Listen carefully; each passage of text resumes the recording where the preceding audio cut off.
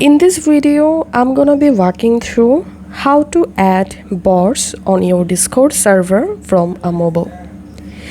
In mobile Discord app, here is no option to add bots. So to add bot to your server, you have to open Discord on your mobile browser.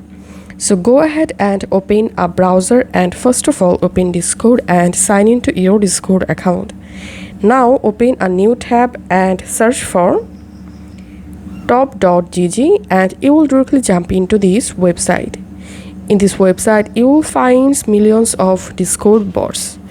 To search for a specific bot, just use this search box.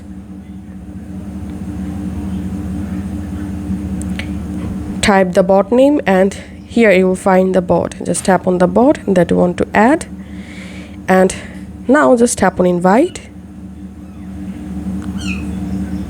And now select the server, in which server you want to add the bot. Tap on continue and click on authorize.